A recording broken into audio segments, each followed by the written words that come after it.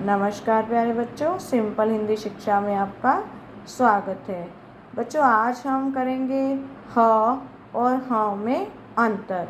अक्सर हम हिंदी पढ़ते और लिखते समय जो है बहुत गलत तरीके से लिख देते हैं, है ना। हमें अंतर समझ में नहीं आता कि कहाँ हमें ह पे बिंदी लगानी है और कहाँ हमें बिंदी नहीं लगानी।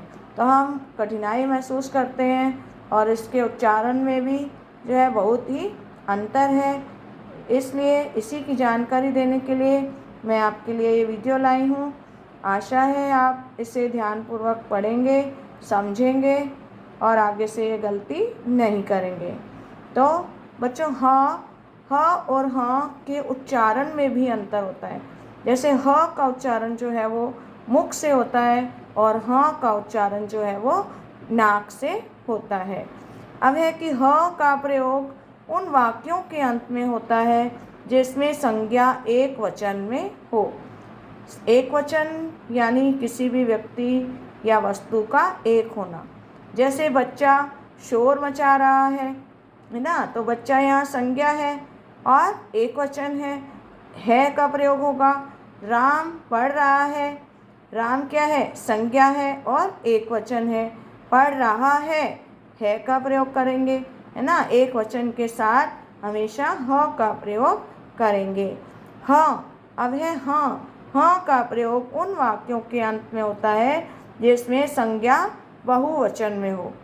जैसे बच्चे शोर मचा रहे हैं, तो यहाँ संज्ञा क्या है, बच्चे, और किस में है, बहुवचन में। तो बच्चे शोर मचा रहे हैं आएगा। लड़के पढ़ रहे हैं, तो संज्ञा इसमें बहुवचन में है, इसलिए यहाँ हम ह का प्रयोग करेंगे। और बच्चों, एक और है कि ह का प्रयोग एक वचन के उस संज्ञा के साथ भी होता है जहाँ किसी के प्रति हमें आदर या सम्मान प्रकट करना हो। जैसे हम बड़ों के लिए जो है ह का प्रयोग नहीं कर सकते, एक वचन का प्रयोग होगा, लेकिन यदि वहाँ बड़े आ गए हैं तो हमको ह का प्रयोग करना पड़ेगा। पिताजी अखबार पढ़ रहे हैं, है ना। पिताजी क्या है, आदरपूर्वक कहना है उनको, इसलिए हम यहाँ ह का प्रयोग नहीं करेंगे।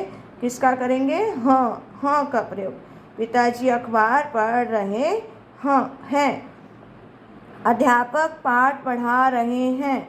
अब अध्यापक को तो ऐसे नहीं कह सकते कि अध्यापक पाठ पढ़ा रहा है ना।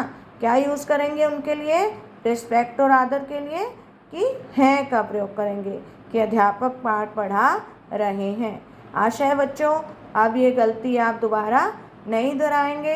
आपको समझ में आ गया होगा कि किस में ह के साथ अनुस्वार लगेगा और किस में ह के साथ अनुस्वार नहीं लगेगा।